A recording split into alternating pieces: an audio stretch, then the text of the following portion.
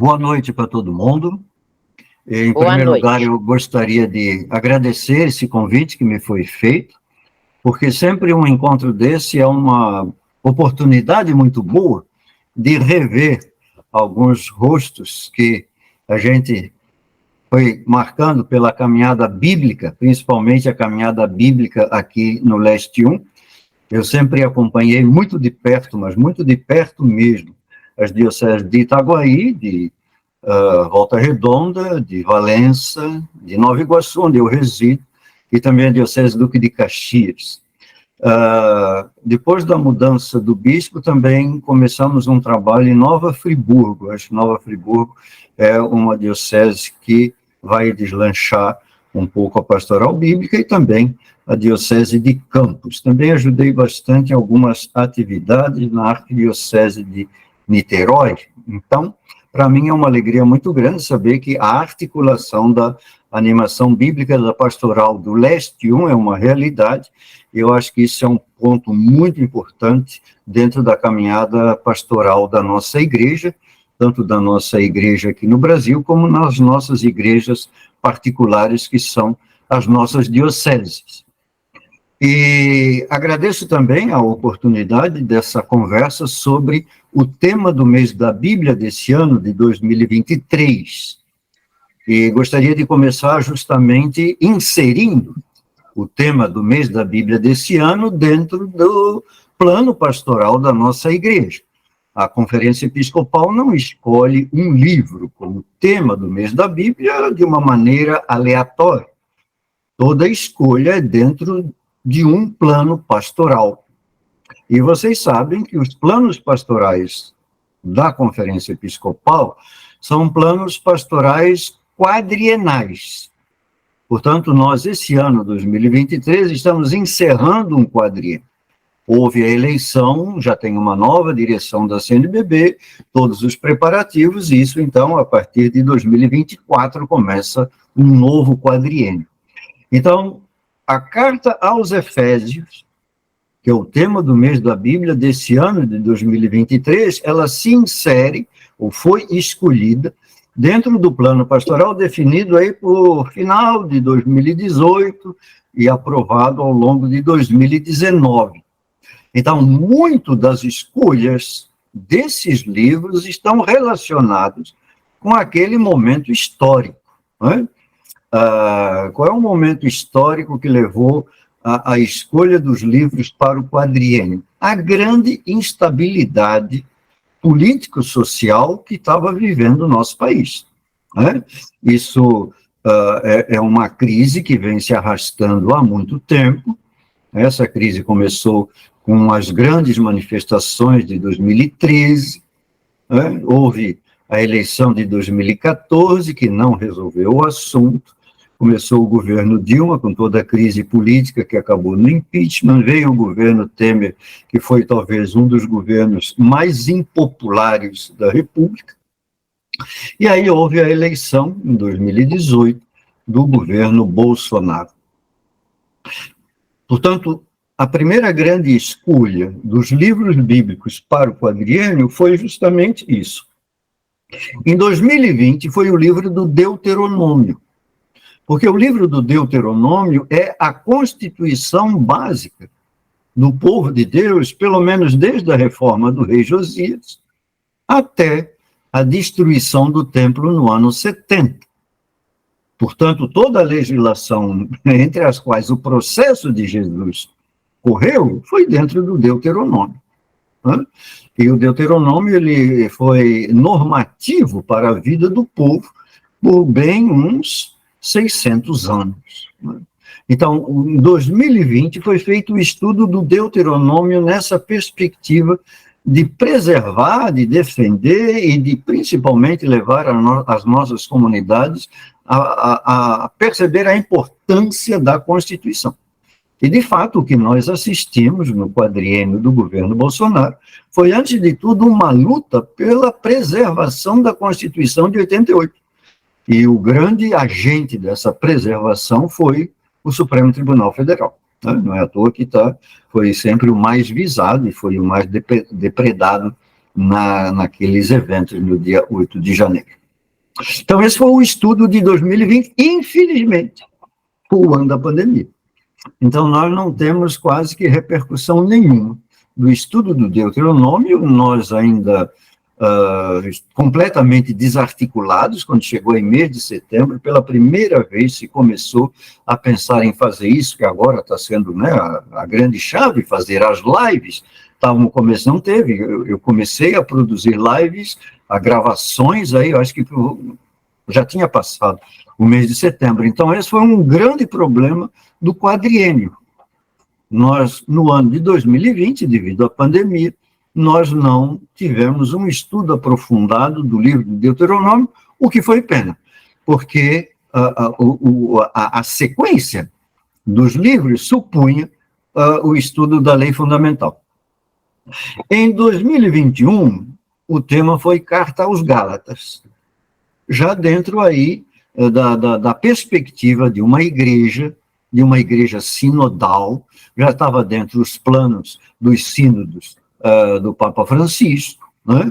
O Papa Francisco, desde que assumiu o ministério petrino, a palavra-chave é sínodo, ele está fazendo 10 anos de pontificado, teve o sínodo sobre a família em 2 anos, teve o sínodo sobre a juventude, teve o sínodo sobre a Amazônia, tem agora o sínodo sobre sínodo, que está levando já 3 anos, né? E que a primeira grande etapa vai ser esse ano, mas o planejamento é ainda acabar no ano próximo. Então, a Carta aos Gálatas nos começa a inserir nesse mistério que é a igreja, né? E a igreja como a congregação de todas as pessoas batizadas, né? E querendo criar uma comunidade em que não se traduza dentro as diferenças que existem fora. Por isso, o grande foco da Carta aos Gálatas é o batismo, né? O batismo, onde Paulo deixa claro, o batismo é a igualdade de todos diante de Deus. Deus não nos cria iguais, mas Deus não faz acepção de pessoas. O batismo é a porta, a única porta de entrada para essa instituição que nós chamamos igreja. Então, a Carta aos Gálatas centrou principalmente na questão do batismo como uma chave de interpretação para o que é a igreja. Tanto a Carta aos Gálatas, 2021, como a complementação necessária da Carta aos Gálatas 2023 com a Carta aos Efésios, porque o tema central da Carta aos Efésios é a igreja. E tanto a Carta aos Gálatas quanto a Carta aos Efésios querem nos colocar diante da definição de igreja que foi privilegiada pelo Concílio do Vaticano II. Igreja é a congregação de todas as pessoas batizadas em nome do Pai, do Filho e do Espírito Santo, né? Igreja é o povo de Deus congregado em nome da Trindade Santa. Essa é uma definição que vem da época patrística e foi assumida pela Constituição Dogmática Lumen Gentium no Vaticano II. Como o ano de 2022 era ano de eleição presidencial, o tema do mês da Bíblia de 2022 foi Josué. De Josué, que foi feito o estudo bem no ano da eleição presidencial, porque Josué é o protótipo de uma liderança íntegra e verdadeira, né? Somente quando a gente teve durante 4 anos um governo totalmente centrado na mentira. Então, a figura de Josué é a única liderança bíblica da qual não se diz nada negativo. Josué é o protótipo de um líder íntegro. Por isso que o estudo de Josué também, ao longo do ano de 2022, tinha como um apelo pastoral, né, a busca de uma liderança íntegra para esse pobre país. Bom, entrando diretamente no tema desse ano, carta aos Efésios, né, eu falei que a carta aos Efésios ela é quase uma complementação do estudo feito da carta aos Gálatas em 2021. Né? Tínhamos falado que a carta aos Gálatas mostra não apenas a grande dificuldade de Paulo em criar uma integração entre grupos distintos dentro da mesma comunidade, vale dizer, integrar na mesma comunidade, em comunhão de mesa, os cristãos vindos do judaísmo com os cristãos vindos do paganismo. Como criar uma única comunidade, onde todo mundo possa superar os seus preconceitos, né? Não trazer para dentro da comunidade as diferenças existentes na sociedade.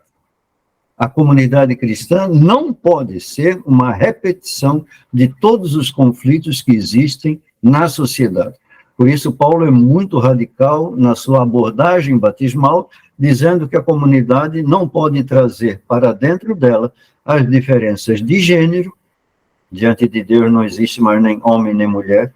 As diferenças sociais, diante de Deus não existe mais nem escravo nem livre. As diferenças étnicas e culturais. Na comunidade cristã, diante de Deus não existe diferenças de raça, de cultura, de alimentação, nada. Não existe mais nem grego, nem judeu, nem bárbaro, nem sírio. Então, criar uma comunidade onde se possa, de fato, vivenciar a igualdade de todos diante de Deus. Isso é um refrão que aparece muito em Atos dos Apóstolos, mas também nas cartas paulinas. Deus não nos cria iguais. Nós somos todos diferentes, mas Deus não faz acepção de pessoa. Então, a complementação natural do estudo da carta aos Gálatas em 2021 é o estudo da carta aos Efésios aqui nesse ano de 2023. O lema escolhido pela Conferência Episcopal é vestir-se de uma nova humanidade. O que gera essa nova humanidade? O batismo. O batismo. Né? No batismo, a pessoa era convidada a despir-se daquilo que era, aquilo que Paulo chamou o homem velho, para revestir-se de Cristo através do banho batismal, e aí, então, criar essa nova humanidade que a carta vai deixar bem claro, é a nova comunidade, é o novo povo de Deus, é a igreja. A carta aos Gálatas, ela traz muitas dificuldades. Talvez de todos os textos do Novo Testamento, a carta aos Gálatas é o texto de mais difícil tradução. Porque ela, literariamente, ela não é uma carta. Ela tem todo o aspecto de uma homilia. Ou seja, a comunidade, provavelmente a comunidade de Éfeso, convidou alguém, e esse alguém é muito próximo do pensamento paulino, existe hoje um grande consenso que a carta aos Gálatas não é uma carta e não foi redigida por Paulo, porque o vocabulário é bem diferente, a lógica interna é bem diferente, é aquilo que, quando a gente faz estudo bíblico, se chama um escrito de uma segunda geração. Por isso, a carta aos Efésios, ela se assemelha em muitos aspectos a escritos contemporâneos, como, por exemplo, a primeira carta de Pedro, e os evangelhos, Atos dos Apóstolos, são escritos mais elaborados. Então, a pessoa que está por trás da carta aos Efésios é uma pessoa muito próxima mesmo, do pensamento paulino. É uma pessoa que traz o pensamento de Paulo, que é um pensamento de primeira geração, adaptando a uma realidade nova, que é a segunda geração de cristãos. Quando a gente estuda a história da igreja nos seus primórdios, a segunda geração de cristãos é aquela que vai entre a destruição do Templo de Jerusalém no ano 70 até a perseguição do imperador Domiciano no ano 96, dá, portanto, um espaço aí de uns 25 anos. E essa segunda geração de cristãos, ela tem talvez a grande missão de começar a colocar por escrito aquilo que as testemunhas oculares, isso está bem claro na introdução ao Evangelho de Lucas, né? Aquilo que as testemunhas oculares deixaram. Por isso, essa segunda geração é muito rica literariamente, né? O Evangelho de Mateus, o Evangelho de Lucas, Atos dos Apóstolos, a carta aos Colossenses, a carta aos Efésios, a primeira Pedro, a carta de Tiago, são todos escritos mais ou menos contemporâneos. Então, a carta é uma homilia, ou seja, a pessoa é convidada a falar diante da comunidade, mais ou menos assim como eu estou falando aqui, né?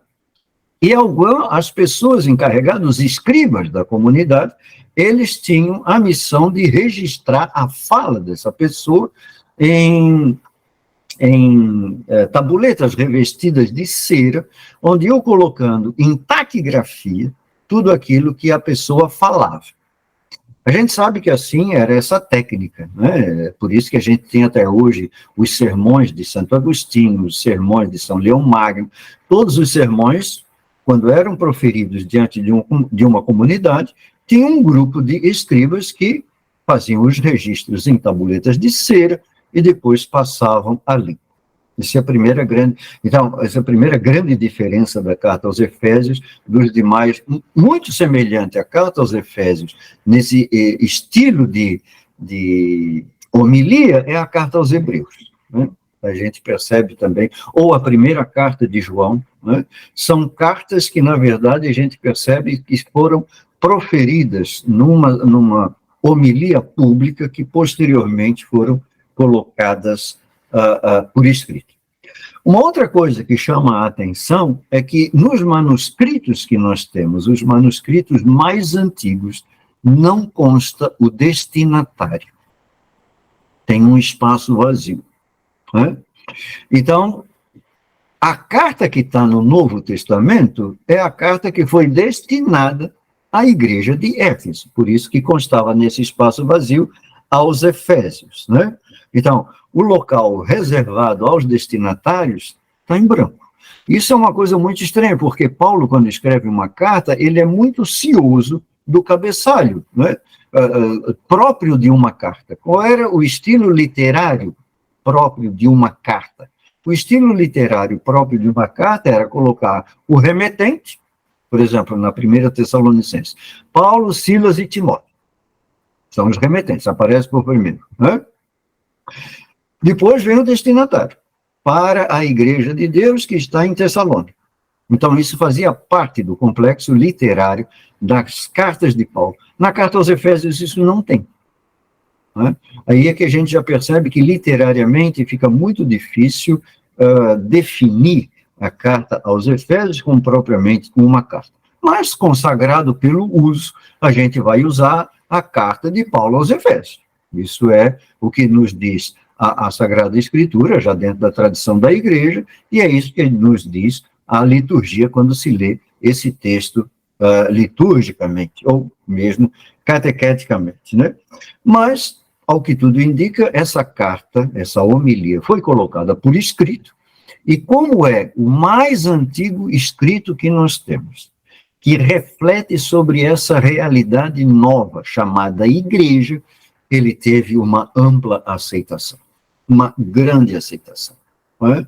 E aí a gente percebe que ela logo é assumida, o que faz com que ela se torne, com o tempo, se torne canônica. O que é um escrito canônico? Ou por que esse escrito permaneceu na coleção e nunca foi tirado? Coleção aqui, eu quero dizer, o Novo Testamento. Um escrito canônico é aquele que a comunidade acolhe como palavra de Deus e que, portanto, ele é válido para a proclamação da palavra na liturgia e também como base de uma catequese. Escrito canônico é aquele que pode ser livremente usado na liturgia e na catequese, né? A gente percebe também um outro ponto, que a carta aos Efésios, ela retoma quase que na íntegra a carta aos Colossenses.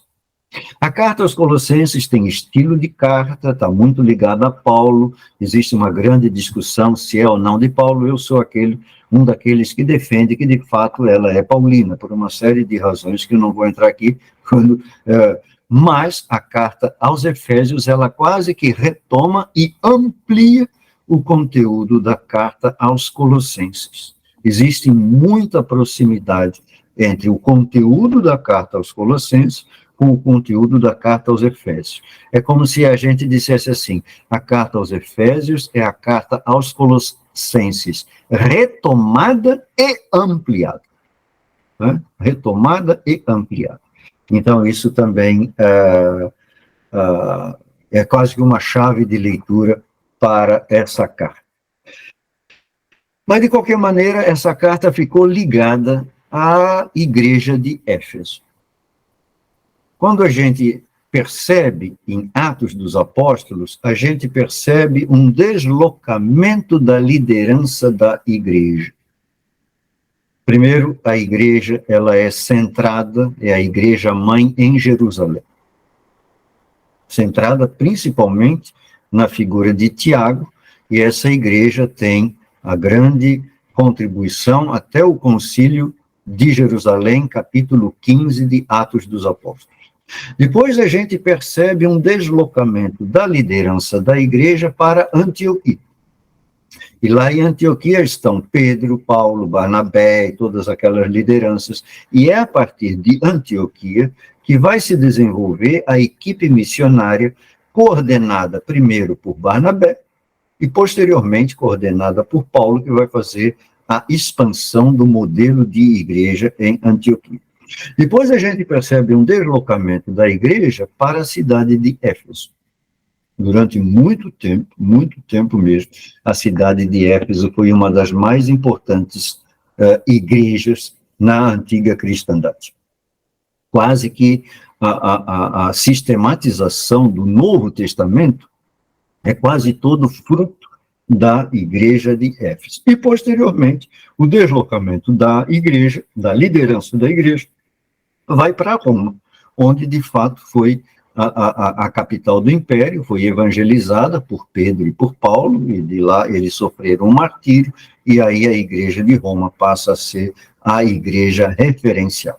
Mas a igreja de Éfeso, ela vai ficar como referência da parte oriental do império até mais ou menos o ano 600, aí as datas variam um pouco, entre 610 e 615, Éfeso foi totalmente arrasada por um terremoto. A gente percebe aquela parte, Éfeso daquela parte da Turquia, se vocês ainda se lembram, em fevereiro, aquele terremoto na Turquia que matou mais de 50 mil pessoas, né?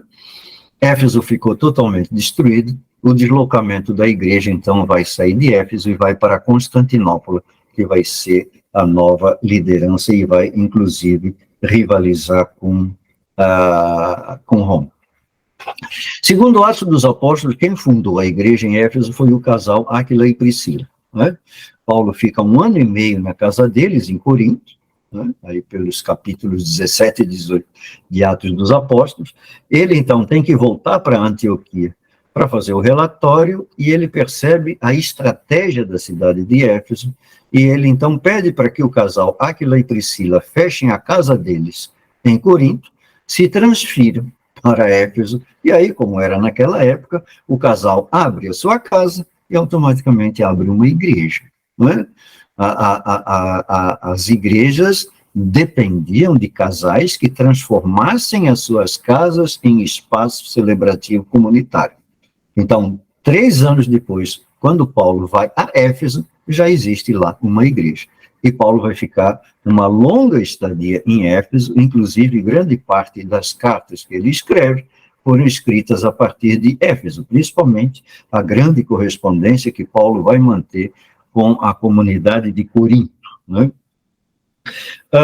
O livro do Apocalipse também supõe Éfeso, né? Inclusive, o João do Apocalipse, ele está condenado à ilha de Patmos, e a ilha de Patmos é uma ilha na frente de Éfeso, onde ele trabalha na pedreira, e na pedreira da ilha de Patmos eram feitas todas as pedras necessárias para as construções e para os calçamentos da cidade de Éfeso, e o João do Apocalipse está lá como prisioneiro por causa do testemunho, né? É onde ele aponta o seu testemunho. E aí é interessante que quando vem as cartas do Apocalipse, capítulos 2 e 3, a primeira carta é direcionada para a comunidade de Éfeso, justamente fundamentando a importância da igreja de Éfeso, porque a igreja de Éfeso é a primeira lâmpada do candelabro das 7 igrejas do livro do Apocalipse, né? Agora, a grande chave mesmo, a grande chave, para que a gente possa entender a mensagem da carta aos Efésios, vão ser as informações necessárias, dadas tanto por Atos dos Apóstolos, como pelas demais cartas paulinas, o processo pessoal de Paulo. É como se a carta aos Efésios quisesse nos explicitar que por trás dessa realidade chamada igreja, existe uma dedicação, um testemunho e um martírio de uma grande pessoa chamada Paulo, né? Então, a carta aos Efésios, ela sugere que a figura de Paulo e o processo de Paulo, processo pessoal de Paulo, que não foi fácil. A gente percebe em Atos dos Apóstolos que o processo de amadurecimento de Saulo, até ele mudar de nome para Paulo, vai levar muito tempo. Isso não foi no momento do batismo.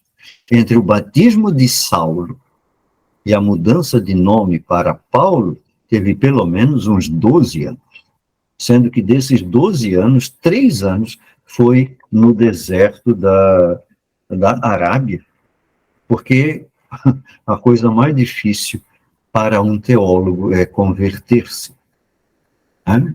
Porque os teólogos são muito ciosos do seu discurso sobre Deus, da sua síntese teológica, e tentam reduzir Deus a essa síntese teológica. Todo teólogo tem muita dificuldade em se converter, e Paulo era um grande teólogo formado no judaísmo.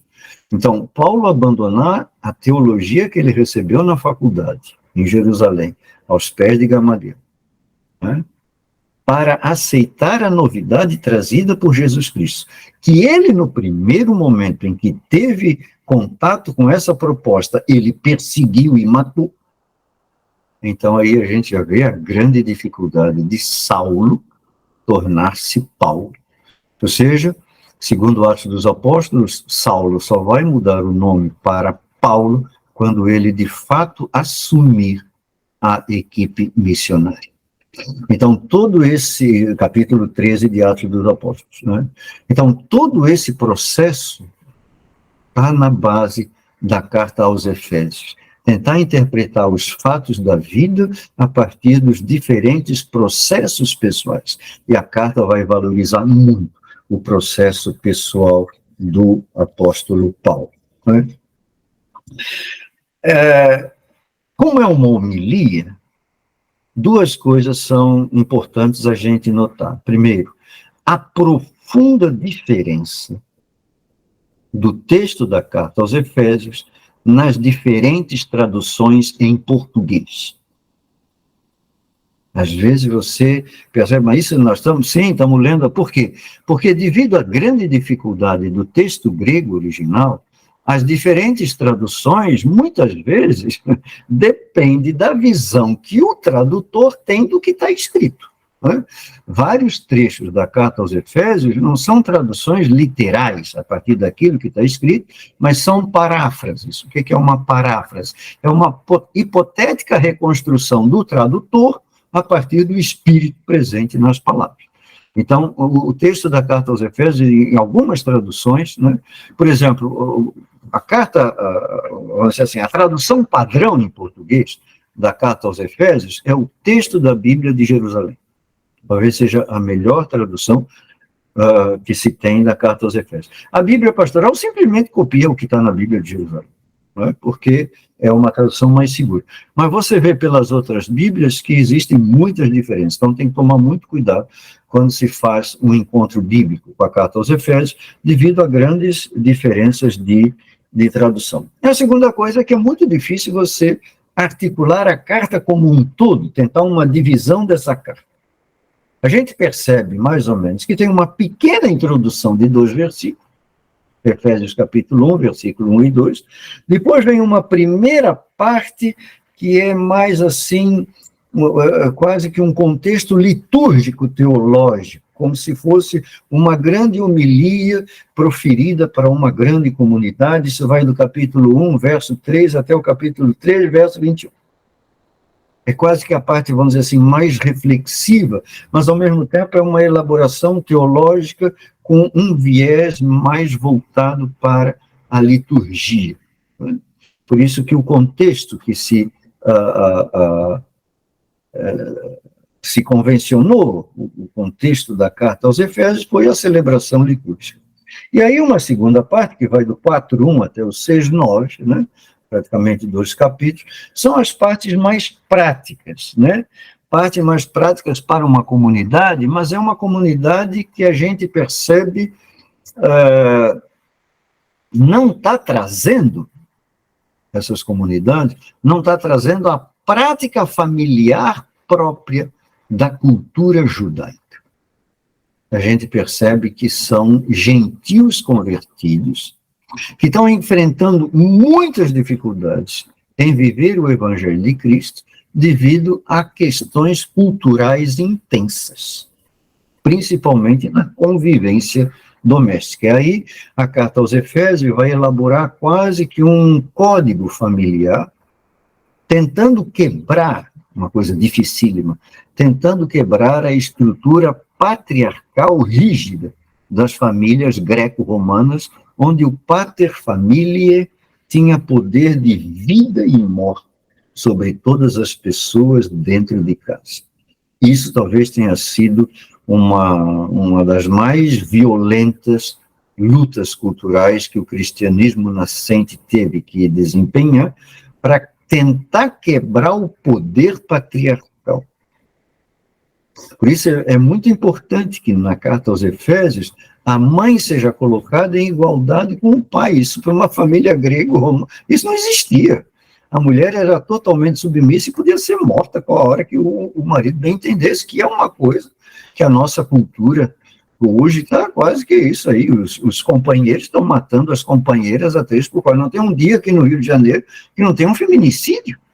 Não é? Então, essa violência machista patriarcal foi uma dificuldade muito grande, e a gente percebe, pelo contexto dos textos contemporâneos, como foi difícil quebrar o poder patriarcal. Né? Porque, entre outras coisas, a questão de vida e morte e do controle absoluto, né? A carta aos Efésios diz assim: filhos, não se revoltem contra os pais. Por que isso? Porque um pai mantinha o controle do filho enquanto ele vivesse. O filho podia ter 40 anos, ele não tinha autonomia, ele só podia fazer qualquer coisa pedindo licença para o pai. Então, na sociedade greco-romana, a revolta dos pais, a revolta dos filhos para matar o pai era muito comum. Então, as famílias viviam num ambiente tenso. E agora vem a igreja propondo uma nova rede de relacionamentos dentro de casa. Isso não foi fácil. Por isso, desde a sua origem, embora isso não apareça, infelizmente, no livro do Novo Testamento, isso aparece na Didaquê. A Didaquê é um dos mais antigos manuais da igreja primitiva, baseado no Evangelho de Mateus, mas direcionado a uma família pagã. Então, ali já tem os 3 mecanismos onde a igreja vai introduzir e lutar para quebrar o poder patriarcal. A igreja, desde a sua origem, vai ser contra o divórcio, porque o divórcio era unilateral, era o marido que mandava a mulher embora, contra o aborto, porque uma mulher só podia manter a gravidez se o marido permitisse, Se o marido, se ela tinha a obrigação de, ao se sentir grávida, chegar ao marido e dizer, eu estou grávida, e o marido dizer, mas eu não quero, tira, ela tinha que tirar. Né? Ou o terceiro, que era o infanticídio. O marido permitia a gravidez, naquela época, né, não tinha ultrassonografia, só ia saber o sexo da criança na hora que nascesse. Quando nascia, a mulher em trabalho de parto não pegava na criança, a criança ficava ali no chão, a parteira levava então essa criança para o pai fazia um exame e determinava, pode viver, então ela era entregue para a mãe. Né? Se o pai dissesse, ela não vai viver, a parteira geralmente jogava na frente da casa e alguém pegava, criava essa criança para posteriormente vender como escravo. Ou então, o que era um método muito utilizado nas grandes cidades greco-romanas, jogavam na central de esgoto, na cloaca máxima.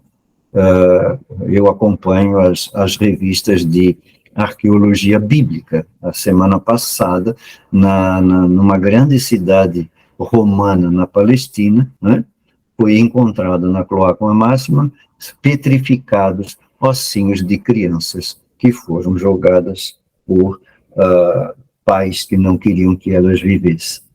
Então, a carta aos Efésios, ela traz na segunda parte um código de vida familiar condizente com a nova proposta evangélica. Eu acho que isso é um bom chão para começar o estudo da carta aos Efésios, já na Semana da Família, em agosto. Né? Eu vou deixar aqui 5 grandes chaves de leitura para que as comunidades possam estudar a carta aos Efésios. A primeira grande chave de leitura seria entender o escrito. Como eu disse, a carta aos Efésios é originariamente um grego muito difícil, né? Ela não tem estrutura literária de carta, né? Ela é um escrito diferente. Né? Perceber que por trás, devido à evolução do pensamento, nós já não temos mais a figura histórica de Paulo, mas temos sim um desenvolvimento da teologia de Paulo a partir de cartas anteriores, como eu disse, principalmente a carta aos Gálatas, e a retomada da carta aos Colossenses. Né? A carta aos Efésios sugere uma pessoa muito bem preparada, o texto é bem pensado, a fala que gerou essa homilia é muito bem elaborada, né? Ela é um sermão solene, a gente percebe essa linguagem um pouco rebuscada, mas, ao mesmo tempo, a gente percebe que os escribas não tiveram a capacidade de escrever tudo. De repente, né, mas isso aí ninguém vai perceber, só quem lê no original. A frase para e não tem complemento, não tem nada, parou ali. A gente percebe que falta um complemento a essa frase, né? Mas a gente pode complementar o pensamento presente na carta aos Efésios através dos escritos contemporâneos, principalmente a primeira carta de Pedro, que bate muito, às vezes, com os temas da carta aos Efésios, e os evangelhos de Mateus e de Lucas, né? São todos pensamentos de segunda geração, são todos livros mais pensados, livros mais elaborados, livros mais pensados, livros mais elaborados, supõem uma igreja mais organizada, né? Mais ou menos aí por essa época, e provavelmente a época da carta aos Efésios, anos 80, mais uns 20 anos, né, lá de Antioquia, vai surgir a igreja bem organizada e que perdura até hoje. A igreja é coordenada pelo Colégio dos Presbíteros, o colégio, né, presidido pelo episcopo e auxiliado pelos diáconos. A segunda grande chave para a carta aos Efésios é a igreja. A igreja. A carta aos Efésios é o mais antigo tratado teológico sobre a igreja. É a base de toda a eclesiologia cristã. Né? A reflexão sobre o mistério do Cristo, continuado pelo mistério da igreja, né? São complementações de um único grande mistério.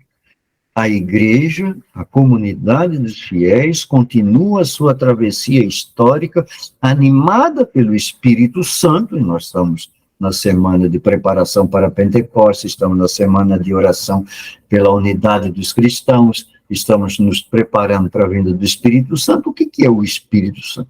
O Espírito Santo é o Espírito do ressuscitado, que soprado sobre essa comunidade vai lhe dar força, ânimo e coragem de enfrentar todas as intempéries que virão pela frente. Mas o mais importante na carta aos Efésios é que ela começa a dar imagens comparativas sobre a igreja. Então, a carta aos Efésios, ela vai usar várias imagens para definir o que é a igreja. Então, por exemplo, logo no capítulo 1, verso 23, e lá no capítulo 4, verso 6, a igreja é o corpo de Cristo. A igreja é a visibilidade do corpo de Cristo. Não é? Lá no capítulo 2, verso 19 a 22, ele vai aproveitar uma imagem que também aparece na 1 Pedro. A igreja é um edifício espiritual formado por pedras vivas, que são os batizados e as batizadas, né? Esse edifício tem como base, como alicerce, a figura do ressuscitado. A igreja se constrói em cima desse grande alicerce que é o ressuscitado, né? E uma terceira imagem que aparece lá no capítulo 5, a igreja é a esposa de Cristo, né? É grande o mistério da igreja, é grande o mistério do Cristo, é grande o mistério do matrimônio entre Cristo e a sua igreja. Então, essas imagens sobre a igreja mostram que a homilia por trás da carta aos Efésios é uma grande catequese sobre o mistério da igreja. Essa chave é muito importante em trabalhar a carta aos Efésios, né? Uma terceira grande chave, já falei um pouco, é sobre a questão da família, né? Por mais que se pense assim na grande igreja, na verdade a igreja se concretiza naquilo que Jesus disse: onde 2 ou mais estiverem reunidos em meu nome, eu estou no meio deles. Por isso nós podemos fazer qualquer celebração até hoje, né? Pode ter 2 pessoas, pode ter 3 pessoas. Quando se faz a proclamação da saudação, o Senhor esteja convosco, a resposta é: Ele está no meio de nós. O que é a igreja? A igreja é a presença de Deus no meio da humanidade. E essa igreja se concretiza onde 2 ou mais estiverem reunidos. Por isso a igreja, na verdade, a sua igreja, né? Às vezes, eu sou católico. Sim, mas como é que você mostra a sua... Eu sou católico porque eu moro na diocese de Nova Iguaçu. Sim, mas é grande a diocese, são 50 paróquias. Qual é a sua paróquia? Eu moro na paróquia Nossa Senhora Aparecida. Mas qual é a sua comunidade? Eu me congrego na comunidade Santo Antônio da paróquia Nossa Senhora Aparecida, diocese de Nova Iguaçu.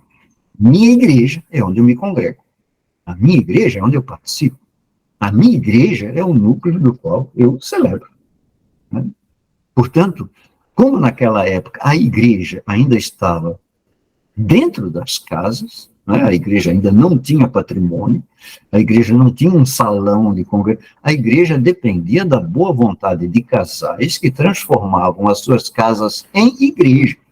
E não é fácil transformar a sua casa em igreja. Por quê? Porque se você abre para todo mundo, acontece o que aconteceu aqui com o nosso encontro. Entra quem não deve. É um risco você abrir para todo mundo, né? É um risco. Nós percebemos isso hoje. Então, tinha muita... Não era todo casal que transformava a sua casa numa igreja.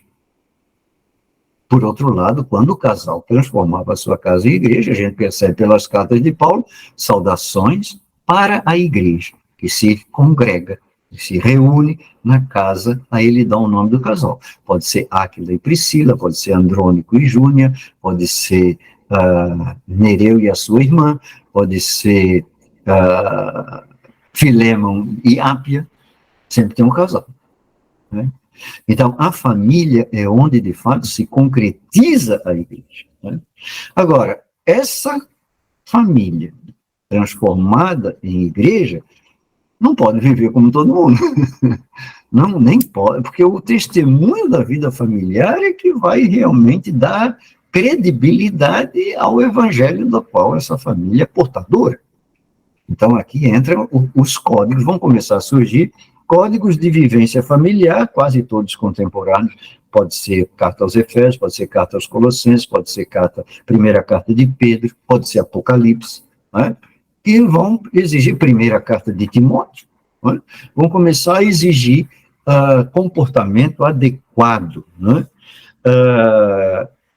As pessoas têm que se congregar, porque é a congregação das pessoas que torna o Cristo visível através da igreja. Onde 2 ou mais estiverem congregados em meu nome, eu estou no meio deles. O pessoal de fora vai ver Jesus? Não. Vai ver as pessoas congregadas em nome dele. Por isso, a igreja passa a ser, quer dizer, a família que transforma a sua casa em igreja, passa a ser o grande instrumento da evangelização da igreja primitiva. Por isso que o casal Áquila e Priscila, que a gente sabe, um dos mais antigos que transformaram a sua casa em igreja, não é? A gente não sabe se foram eles que fundou a comunidade em Corinto. Mas quando Paulo chega em Corinto, já sabe que eles estão lá e vai direto para a casa deles, se hospeda lá. Manda esse pessoal fechar a casa, Paulo vai para Antioquia, eles se mudam para Éfeso, abrem a casa, abrem a igreja. Quando Paulo está em Corinto, escrevendo a carta para os romanos, capítulo 16 da carta aos romanos, ele manda uma saudação de Corinto para o casal Áquila e Priscila, que já estão em Roma, que abriram uma casa e abriram uma igreja. Saudações para a igreja que se reúne, capítulo 16 da carta aos romanos. Quer dizer, esse casal era um casal itinerante missionário. Né? E, portanto, onde eles abriam uma casa, abriam uma igreja. O que concretizava, né, a igreja era a vida familiar. Por isso que a carta aos Efésios vai reforçar os laços importantes dentro de uma família. Ele vai dar enfoque principalmente no relacionamento entre marido e mulher, né? Porque os batizados, o marido e a mulher, eles passavam a se tratar de irmãos. Tanto que a gente percebe isso nas perseguições, quando a gente lê as atas dos mártires, uma das acusações que a vizinhança fazia ao casal era incesto. Por quê? Porque o marido chama a mulher de irmã, a mulher chamou o marido de irmão, isso é uma pouca vergonha. Né? Mas não, eles se batizaram, se tornaram irmãos e irmãs em Cristo e passaram a viver dessa forma. Então, primeiro o relacionamento conjugal, depois o relacionamento entre pais e filhos. Tá? O relacionamento entre pais e filhos, que aquilo era uma tensão enorme dentro das casas na cultura greco-romana. Principalmente a revolta dos filhos contra as arbitrariedades dos pais, do pai, não da mãe, do pai. E aí ele tenta equilibrar isso colocando o pai e a mãe como referência para os filhos. E o terceiro grande relacionamento, talvez o mais problemático relacionamento que a igreja teve que enfrentar, é o relacionamento entre o patrão e as pessoas escravizadas dentro de uma casa. É aqui que o cristianismo, a gente percebe isso não pela carta aos Efésios, mas pela carta a Filemo. Um escravo batizado dentro de uma casa não pode mais ser considerado escravo.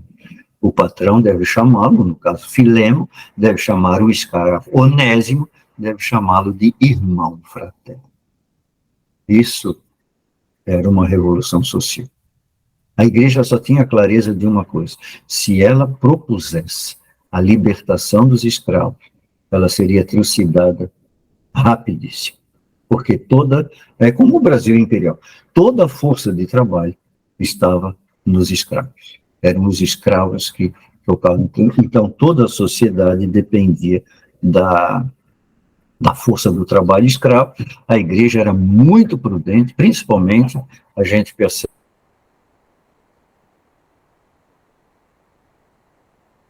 pedido para que os escravos sejam dóceis a seus patrões, claro, supondo que esses patrões são batizados.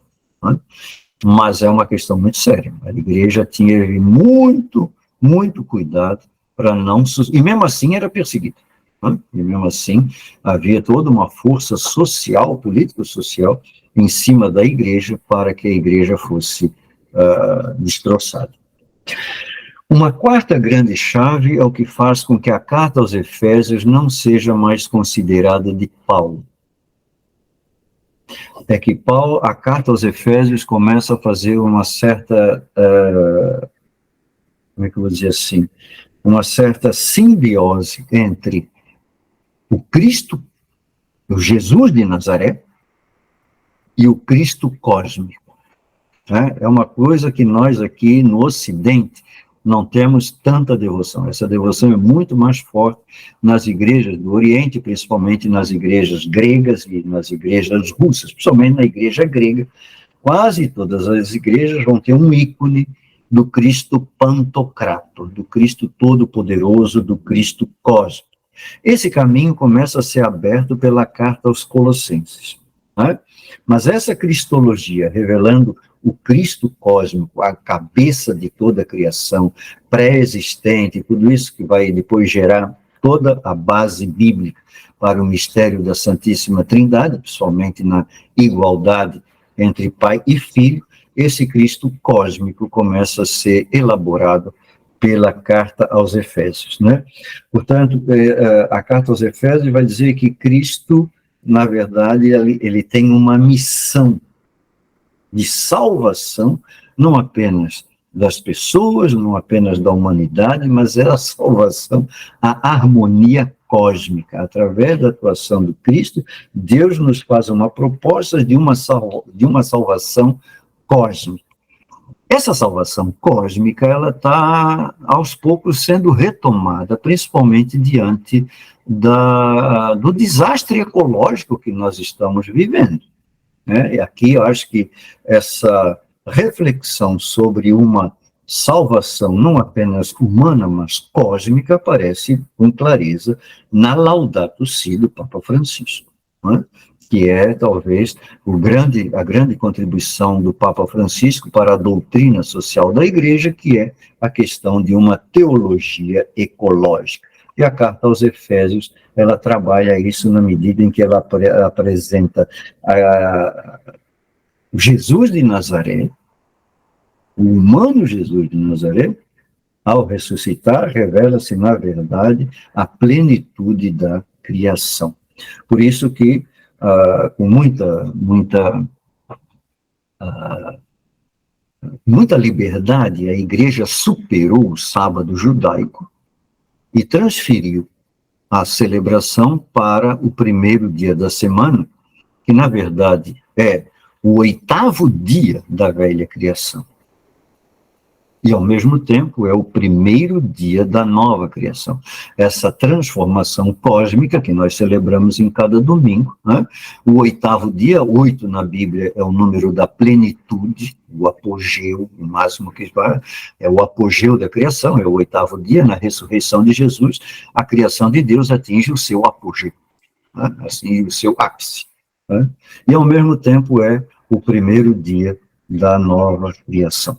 Por isso que é de admirar, porque se havia uma coisa que para os judeus era profundamente sério, era a questão do sábado. Isso está bem fundamentado no livro do Êxodo, no livro do Deuteronômio. E a igreja, com muita facilidade, superou o sábado. O sábado não é mais o dia do Senhor. O dia do Senhor é o primeiro dia da semana. É o 8º dia da velha criação. Meu pai trabalha sempre e eu também trabalho. Deus descansou? O Evangelho de João vai dizer, não, Deus não descansa. Jesus diz, Deus não descansa.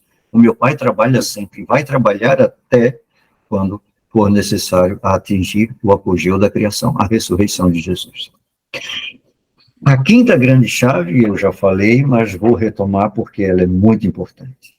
A chave importante para interpretar a carta aos Efésios é a experiência pessoal do apóstolo Paulo. A experiência pessoal do apóstolo Paulo. Ou seja, a carta aos Efésios, ela faz parte de um corpo, que a gente chama o corpo paulino. São 14 cartas. Dessas 14, pelo menos 6, a gente tem certeza que não saíram da pena de Paulo. que não são fruto do trabalho, nem principalmente a carta aos Hebreus, que é uma coisa totalmente diferente, a carta aos Efésios, a primeira Timóteo, a segunda Timóteo, a carta a Tito, são cartas dessa segunda geração.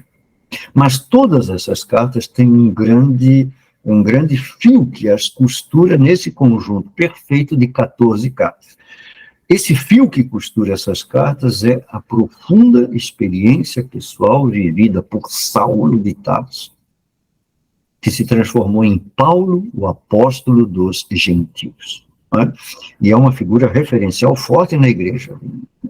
O Papa Francisco não é apenas o sucessor de Pedro, ele é o sucessor de Pedro e Paulo. Né? São figuras complementares no ministério do Pontífice Romano. Né? Mas qual que é o ponto importante? É porque a carta aos Efésios, ela tenta fazer essa união, essa comunhão entre cristãos vindos do judaísmo com cristãos vindos do paganismo. Já era uma tensão muito forte na carta aos Gálatas, onde muitos judeus diziam, se entrar um pagão, eu não vou mais. Né? Ou tem algumas referências pastorais, como, por exemplo, de Tiago, lá em Jerusalém. Os pagãos podem se converter, mas judeu se encontra na casa de judeu e pagão se encontra na casa de pagão. Aí a igreja de Antioquia, Barnabé, Paulo, vai dizer assim, não. Ou senta todo mundo ao redor da mesma mesa, ou isso não é igreja. Ou se cria uma comunhão de mesa, ou isso não é igreja. Então, é essa igreja da qual nós hoje somos herdeiros. Nós somos praticamente herdeiros da igreja de Antioquia. Né? Dessa proposta, e por isso que Atos dos Apóstolos deixa claro, diante dessa nova e radical proposta, os seguidores de Jesus passam a ser chamados de cristãos. Nós somos a igreja cristã. Nós somos a igreja da comunhão de mesa. Por isso, a carta aos Efésios vai dizer assim, a experiência pessoal de Paulo foi exatamente essa. De dois povos, fez um só. Ele acolheu cristãos, que ele era um cristão vindo do judaísmo. Ele era um teólogo judeu, não é? Mas ele teve a capacidade pastoral de justificar isso. Vai ser o estudo para o próximo quadriênio, o estudo da Carta aos Romanos. A Carta aos Romanos é a base teológica da Igreja Paulina, a Igreja da Comunhão de Mesa. Ou seja, os pagãos têm tanto direito de receber a palavra, de serem batizados, de serem acolhidos, como qualquer um que venha do judaísmo.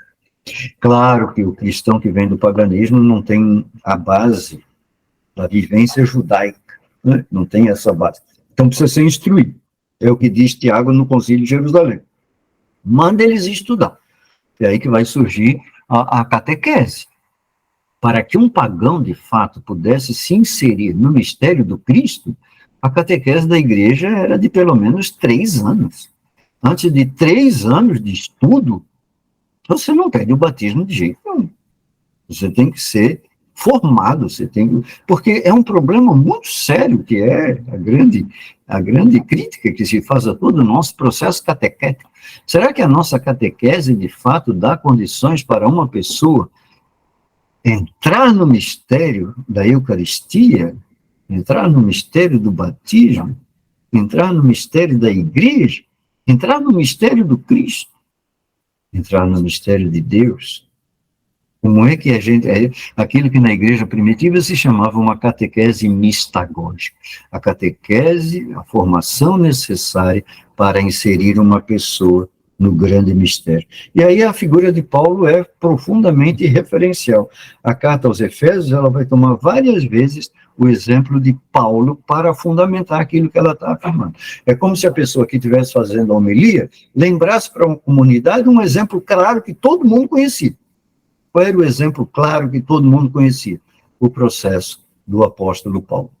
Então, a experiência pessoal do apóstolo Paulo é fundamental para que a gente veja facilite, vamos dizer assim, a compreensão da carta aos Efésios. Uma última coisa, eu gostaria de dizer, antes de a gente encerrar, e depois também, se tiver alguma reação, né? Nós somos um grupo, não somos um grupo pequeno, somos o 17, se alguém quiser complementar com alguma coisa, a gente... Qual é a grande meta do estudo em setembro da Carta aos Efésios? A grande meta é assumir a proposta eclesiológica do Papa Francisco. A nossa igreja é uma igreja sinodal, é uma igreja aberta à participação, à colaboração, à contribuição de toda e qualquer pessoa batizada, venha ela de onde vier. Nós não podemos criar uma comunidade fechada, uma comunidade preconceituosa. Não, nós temos que estar abertos. Sínodo é a convergência, sim, de caminhos. Sínodos é criar caminhos convergentes para que a gente possa caminhar junto. Hoje estava lendo a contribuição do Papa Francisco, que ele fez ontem para alguma congregação. Ele disse assim: olha, sínodo não é uma questão de parlamento, não é uma questão de votação de lei, não é a questão de não, sínodo é uma conversa necessária para que a gente busque os caminhos comuns necessários para a nossa evangelização numa sociedade tão complexa como a de hoje, uma sociedade egoísta, uma sociedade individualista, uma sociedade consumista, onde uma das coisas que mais se consome, a gente vê isso pela televisão, uma das coisas que mais se consome é Jesus Cristo. Não é? Acho que todo dia na TV aberta tem uns 10 canais com pregações das mais variadas igrejas. Jesus virou um assunto de consumo. A gente teria que recuperar o grande valor da opção evangélica, o evangelho de Jesus, libertar Jesus desse discurso consumista. Para isso, a gente precisa descobrir os caminhos necessários para a evangelização dessa sociedade, volto a repetir, profundamente egoísta, profundamente individualista e profundamente consumista. Esse é o tema do mês da Bíblia, do ano 2023, encerrando o quadriênio pastoral, a carta aos Efésios. A palavra está com vocês, se alguém quiser dar alguma contribuição, se alguém quiser dar algum pitaco, não sei como é que nós estamos de horário, são 9h30, nós já extrapolamos meia hora, mas como é que a gente pensou que ia ser torpedeado daquela maneira? Eu fiquei realmente apavorado, pelo amor de Deus. E tem gente que curte essas coisas.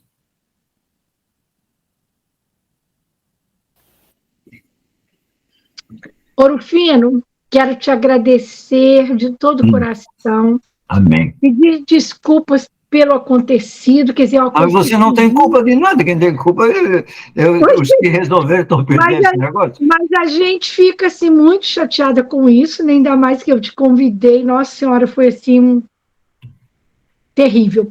Mas eu acho que também é porque a carta de Efésios incomoda muita gente, né? Não incomoda? Ela não bota em normas que as pessoas têm que serem modificadas, aderirem. Ele fez isso lá para a igreja e precisamos ainda muitas coisas serem mudadas hoje, né? Então, e também ver que cada vez que já é o segundo estudo de Efésios que eu faço com você esse ano, né? E cada vez você aborda detalhes que não tinha falado de outra vez. Muito bom. Que não Deus dá te falar tudo, né, Marisa? E te ilumine sempre. Pois é, o que se falou hoje, tanta novidade, nossa, essas chaves estão... É um pessoal mais selecionado, né, Marisa? A gente tem que caprichar mais. O Haroldo levanta sua mão. Haroldo, fala, Haroldo. Professor, mais uma vez agradecer, obrigado aí, né, pelo esse conteúdo riquíssimo para nós, né, de grande ajuda. Então, assim, nas últimas que o senhor colocou aí,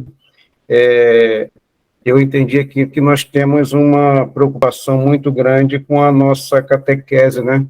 A nossa catequese no que a gente faz, né? Então, assim, eu queria uma opinião, senhor. Já que a gente está falando aqui de igreja sinodal, né? Uma igreja, né, que tem que abranger muitas coisas. Na questão de preparação, a catequese desde o batismo até, digamos assim, vamos deixar até o crisma. Acho que a nossa preparação deveria ter uma melhorada, alguma repaginada em relação a isso. O que o senhor diz para nós aí?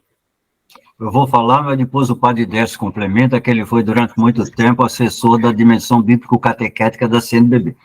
Eu, uma vez com o padre Luiz Lima, lá na comissão, eu disse assim, olha, catequese, no meu entender, é toda a proposta formativa de uma igreja particular.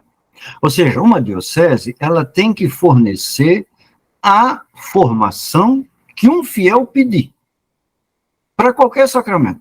Por exemplo, se um rapaz vier na diocese e pedir para ser padre, a diocese tem que bancar o estudo teológico dele, faz parte. Então, todo o processo formativo deve ser a preocupação de uma igreja particular. Eu sou totalmente contra que se reduza a catequese a um curso intensivo para crianças de 10, 11, 12 anos, tendo em vista unicamente o sacramento da primeira Eucaristia. Porque será que uma catequese de primeira Eucaristia dá condições para essa criança de 10, 11, 12 anos inserir-se no mistério eucarístico? Eu boto minhas dúvidas. Mas isso é o meu pensamento. Então, eu creio que a catequese deve ser uma coisa muito bem pensada por uma diocese. E aí, e aqui na nossa diocese de Nova Iguaçu, eu sempre trabalhei, a Clara Coca é testemunha, a diocese de Nova Iguaçu, na época de Dom Adriano, era a que tinha um dos melhores esquemas formativos para leigo do Brasil, no qual eu colaborei, tinha a Escola da Fé, e depois foi complementada com o curso de Teologia para Leigos, que era a grande contribuição do IDT em Volta Redonda. Só que não interessa muito ao clero um laicato bem formado. A catequese para leigo é necessária para a Igreja do Papa Francisco, cuja tecla da desclericalização ele bate continuamente. Só vai haver desclericalização com leigos capacitados. Porque o grande ponto da desclericalização vai ser um dia em que um leigo bem capacitado, bem formado, se virar para um clérigo e dizer assim, padre, o senhor me desculpe, mas teologicamente o senhor está errado. E vai ser um Deus nos acuda. Mas esse é o grande ponto. Esse é o grande ponto. Só vai haver desclericalização com um processo catequético formativo que dê teologia para o laicato. Muito bom. Obrigado. Muito bom, obrigado. Não sei, Padre Décio, eu disse alguma heresia, você me corrija, pelo amor. Nenhuma. Olha, totalmente de acordo. Mesmo sendo da classe clerical, eu podia reagir, né? Mas eu preciso... O Papa Francisco não ia gostar. Mas, para ser sincero, eu preciso concordar totalmente com você. Há uma coisa que nunca foi bem explorado do nosso Diretório Nacional de Catequese, que ele está voltado principalmente para a catequese com adultos, não com crianças, né? E aí entra o que você diz sobre a formação que precisamos proporcionar, né? Concordo totalmente que criança de 10, 12, 13, 14 anos, ela pode experimentar, sim, o gosto pelo religioso, o gosto até, vamos dizer, por Jesus Cristo, pode fazer uma experiência pessoal e tudo, né? Mas ela não podemos exigir antropologicamente que tenha essa compreensão e faça essa experiência de uma forma profunda, porque a meta final da catequese é a maturidade na fé, entende? E para amadurecimento na fé, precisa muito mais do que aquele básico que é oferecido e normalmente ainda em vista dos sacramentos. A iniciação à vida cristã quer justamente superar essa ideia, né? De fato, levar uma formação para a vida, por isso, iniciação à vida cristã, né? Para que tenham as pessoas, nossos leigos, de fato, uma fundamentação e se tornem maduros na fé. A realidade até agora que nós ainda vivemos sem culpar ninguém, gente, nada disso, mas ainda temos muitíssima gente querida em nossas comunidades, mas que em termos de fé está numa fase de infantilidade, né? Então, nenhuma culpa deles. O que se ofereceu para eles foi isso.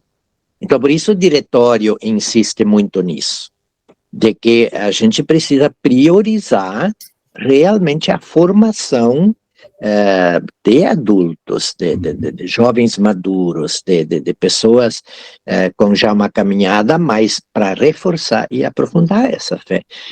É ali que está, eu acho que um dos problemas seríssimos que nós enfrentamos na igreja. Seríssimos, né? Não quero ser pessimista, né? Não quero ser pessimista, só que como eu andei pelo Brasil todo e em toda parte, de fato, há se coloca esse desafio, as pessoas colocam com muita sinceridade, né? E nós, onde nas dioceses, onde se leva a sério isso, e se faz esta renovação agora de entrar na dinâmica da iniciação à vida cristã, muda a face da igreja.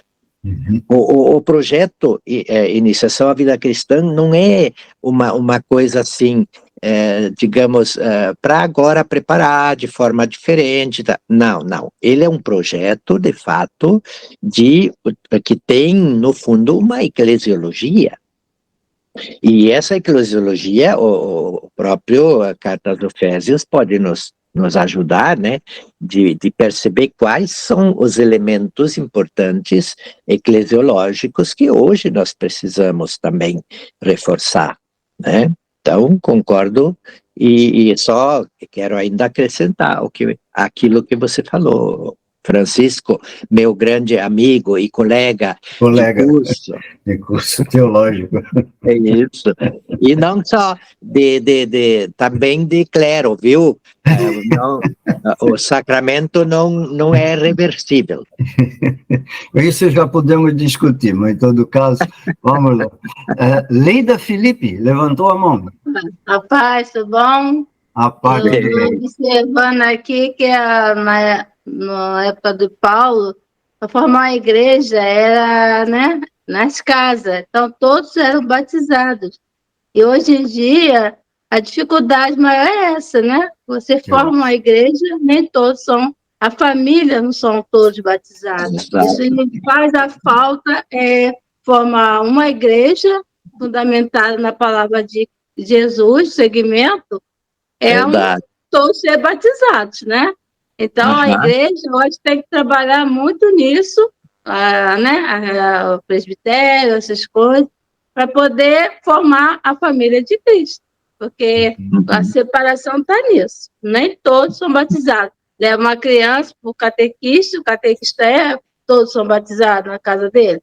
Então, uma história que envolve todos, né? Claro. Muito certo. Muito bem. Mais alguém? Dona Bárbara, passa a coordenação para a senhora. Cadê você? Está aí? Estou aqui. Então, era isso que a gente tinha. Eu quero mais uma vez agradecer o convite que me foi feito e fico feliz de saber dessa articulação da animação bíblica da pastoral aqui do Leste 1 e como esse é o meu campo de trabalho, sempre que precisar, estou à disposição. Muito obrigado. Muito obrigada. Nós é que agradecemos, né, como a Maria José destacou, só essas 5 chaves que o senhor colocou aqui já dão, assim, 1 ano de estudo para a gente. É verdade. Muito, muito proveitoso. generosas mesmo, né? E a gente só agradece, agradecemos a sua paciência e admiro a sua tranquilidade, a sua firmeza, mesmo diante do ocorrido. O senhor retornou com toda, né, com toda cordialidade, com todo. Muito obrigada mesmo. E quero agradecer também ao Padre Décio, que quando viu que estávamos desesperadas, ele imediatamente entrou. Amigos são para isso. Sim. Amigos são principalmente para essas horas. Com certeza, Padre Décio. O Padre Gregório também gostaria de dar uma palavra. Fala, Padre Gregório. Na verdade, muito prazer com o Padre Francisco Orovino, outros colegas que hoje estão participando, porque hoje tivemos reunião ou encontro formação dos padres aqui na Diocese Barra do Piraí, e tivemos a oportunidade de encontrar os livros, e justamente dos livros de Francisco Orovino, estava falando sobre a mensagem de acordo com o Evangelho de São Lucas, e depois parte de o caminho para superar esse pós-pandemia, né, sobre a esperança. Aí eu tenho... Que está difícil, né, Padre? Foi. Tá difícil. Então, foi um momento muito especial, porque agora já sei quem é o homem que escreveu o livro. Quem é o homem? Muito Que bom. decepção! Muito Que decepção! E segundo, talvez fosse só para completar, que o Paulo, como falando que ele, nessa carta, na verdade, é homilia dele, né?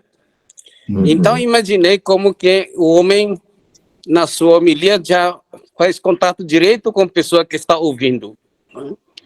Enquanto outros que estão escrevendo o que está dizendo para a pessoa no Éfeso. Por exemplo, hoje, amanhã, na primeira leitura, a gente ouvir sobre esse Atos Apóstolos, falando como o apóstolo Paulo, né, despediu o povo, até que percebi como que o apóstolo Paulo parece que tem mais amor com o povo Éfeso, que quando terminou a despedida, todo mundo corre atrás dele, abraçando ele muito forte, né? Chorando tanto. Essa é a primeira leitura que amanhã a gente ouvir como despedida dele, né, com o povo Éfeso. Então, a minha impressão como que ele tem muito amor com esse povo Éfeso. É verdade. Obrigado. Obrigado ao senhor. Igual. Nós pedimos, então, a nossa amiga Maria José, que convidou o professor para fazer uma oração, e não saímos sem a bênção de um padre. Coube a mim com uma última colocação que Orofino colocou, que o Papa Francisco vem nos pedindo, né? Uma igreja sinodal. Um nome tão bonito, né? Que nos pede escuta, comunhão, participação de todos, né? Todos. E um trabalho missionário. Que realmente a gente consiga realizar esse sonho dessa igreja que vai ao encontro de todos e que consiga ouvi-los, né? Então, acho que Deus nos fortaleça, nos dê sabedoria, que o Espírito Santo, né, que está aí pairando sobre nós todos, principalmente nesse momento, que ele nos ilumine e que a gente consiga realmente fazer a nossa igreja uma igreja mais viva e mais próxima de todos, principalmente daqueles que são excluídos. Que a gente não exclua as pessoas, né? Nesse mundo de tanta exclusão. Pai nosso que estás no céu, Estás no céu, santificado santificado seja o vosso nome. Venha a nós o vosso Nós, o reino, vosso reino, seja feita seja feita a vontade, vossa vontade, assim na assim na terra como no céu. O pão O nosso pão nosso de cada dia nos dai hoje. Perdoai as nossas ofensas, assim como nós perdoamos a quem nos tem ofendido. E não nos deixeis cair em tentação, mas livrai-nos do mal. Amém. O Senhor esteja convosco. Ele está no meio de nós. Que Deus abençoe cada um de nós, nossos familiares, esposo ou esposa, filhos e filhas, nosso trabalho, nosso estudo, nossa saúde e nosso descanso nesta noite. Em nome do Pai, e do Filho, e do Espírito Santo. Amém. Amém. Amém. Amém. Uma ótima noite a todos. Obrigada. Boa noite, boa noite, boa noite.